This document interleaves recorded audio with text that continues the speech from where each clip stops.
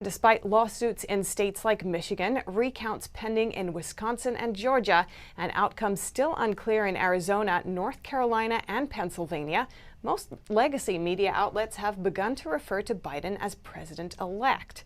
Given all of the unresolved issues, NTD will not follow suit and declare a winner. NTD would like to clarify its position on the recent election.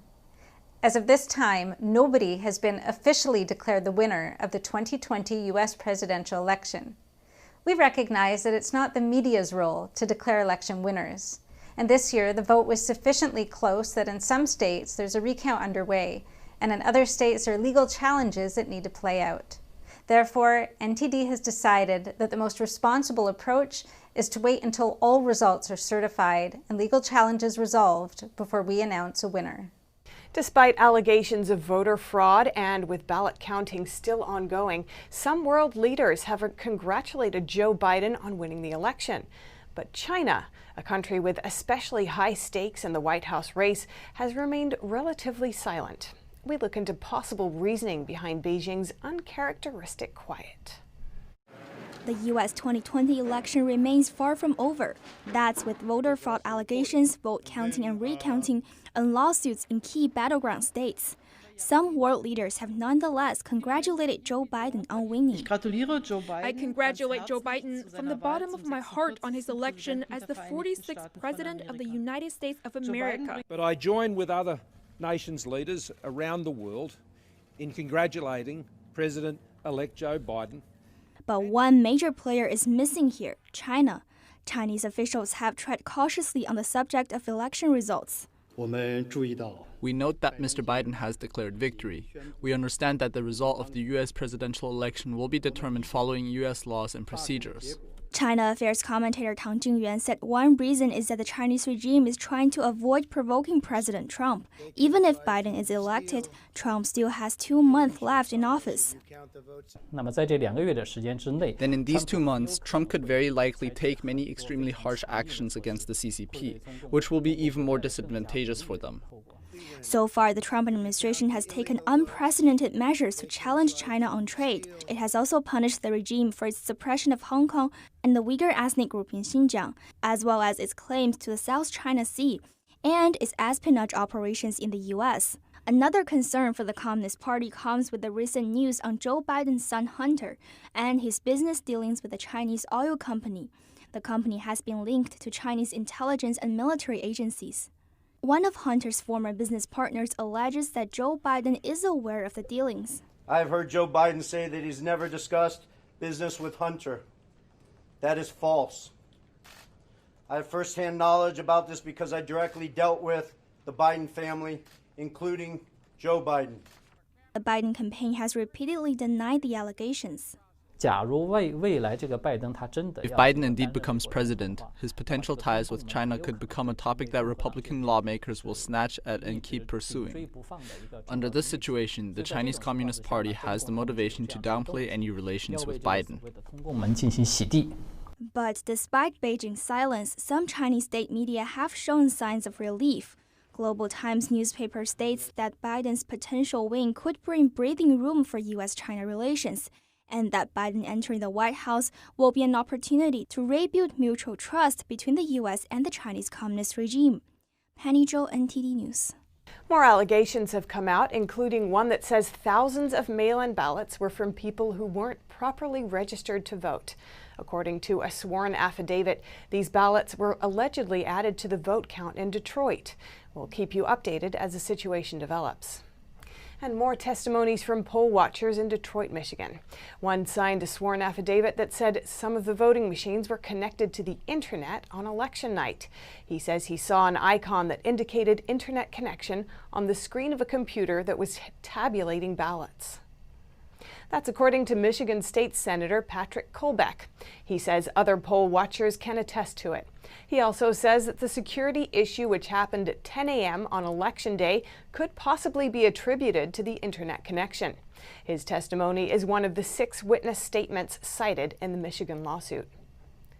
And an election software called Dominion Voting Systems is allegedly responsible for a 6,000 vote count mistake in a Michigan county. The software is used in 30 states, including every single swing state. According to a former federal prosecutor, Sidney Powell, some of the software's shareholders are government officials. NTD's Melina Weisskopf has more details about that. Dominion Voting Systems dominates voting machines. It holds a third of the voting machine market. Its software was used in all the swing states this year, including Georgia, Pennsylvania, Arizona, Michigan, Wisconsin, North Carolina, and Nevada. During a Fox interview over the weekend, former federal prosecutor Sidney Powell pointed out that Senator Feinstein's husband, Richard Bloom, is a shareholder of Dominion Voting Systems. The software company also has ties to House Speaker Nancy Pelosi. Her former chief of staff is one of the lobbyists on the company's first ever lobbying firm. In Michigan, it was partially to blame for the 6,000 miscounted votes in Michigan's Antrim County. A skewed result initially saw Biden as winning the traditionally red county, but when corrected, they found out Trump actually won. The Antrim County Clerk, Cheryl Guy, initially attributed the problem to a combination of a software glitch and human error. But just today, county officials backpedaled on the statement, saying the Dominion software had no part in the mistake, now blaming the problem solely on human error. And Michigan wasn't the only state where problems were connected to Dominion. In 2 Georgia counties the night before the election, 2 of the machines crashed. Voters in Morgan and Spalding counties couldn't cast ballots for hours after the crash. Election supervisor for Spalding County said the company uploaded something on the night before Election Day, which is not something that's normally ever done, and it caused a glitch. Reporting by Melina Weisskopf, NTD News. Well, when you look at the alliance of political power mobilised against Trump, the financial power of outfits like Google, Facebook and Twitter, who refuse to publish legitimate stories about Biden, and I can assure you these stories won't go away, but media power, social media, mainstream media, the cultural power in Hollywood, all were anti-Trump. As Greg Sheridan wrote over the weekend, quote, big tech, social media and almost all mainstream media were all in for Biden. Social media, he said, crossed a dangerous Rubicon when it started censoring Trump and mainstream newspapers and conservatives if they weren't backing Biden, unquote. Wrote Greg Sheridan, quote, this is the most sinister, anti-democratic and genuinely disturbing development of this election. Well, if the determination to beat Trump was so overwhelming, what tactic wouldn't they stop at? As Greg Jones of Cogra wrote at the weekend, quote, in Wisconsin, won by Joe Biden, the 60-year average voter turnout, 60 years, is 67%. This year it was reportedly 89%, a 5.5 standard deviation from the historical average. We might expect this, he said, in Turkey or Zimbabwe, but not in America. And it's unsurprising that Donald Trump's camp, he says, is unsettled. Well, Donald Trump is being hammered for saying, and I quote, if you count the legal votes, I easily win. If you count the illegal votes, they can try to steal the election from us. And he also said, quote, these really phony fake polls were designed to keep our voters at home.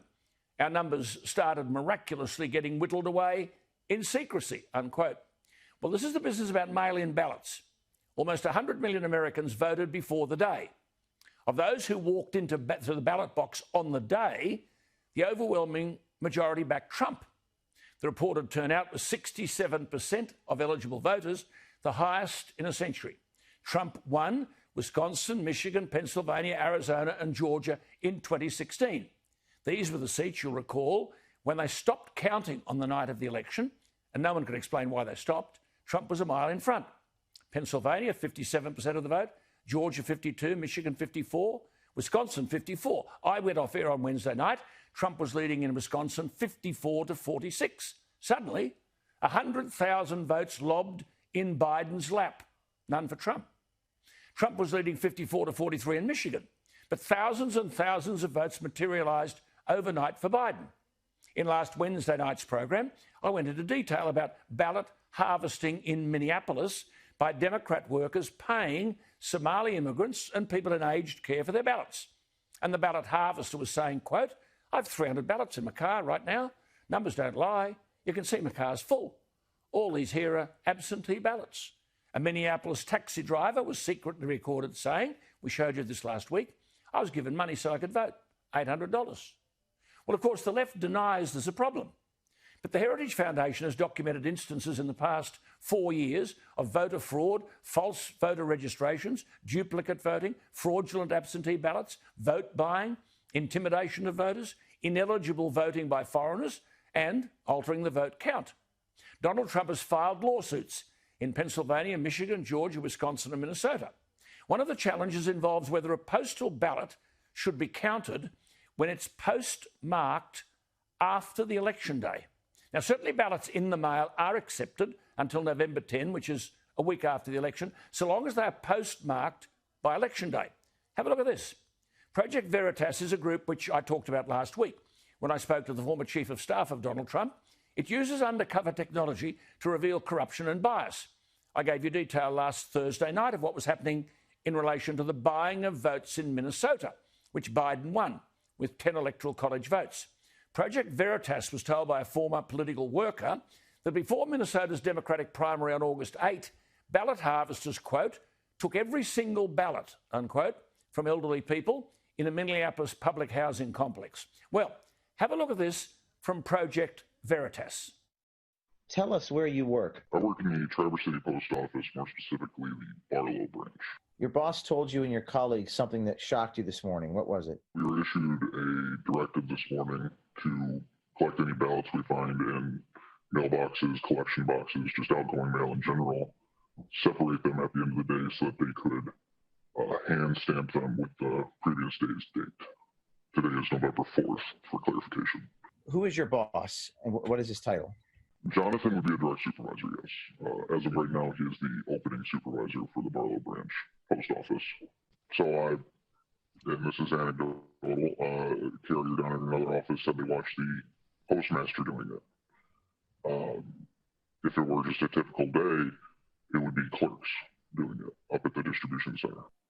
So 8 p.m. election day, November 3rd, the Court of Appeals ruled ballots have to be received by that time.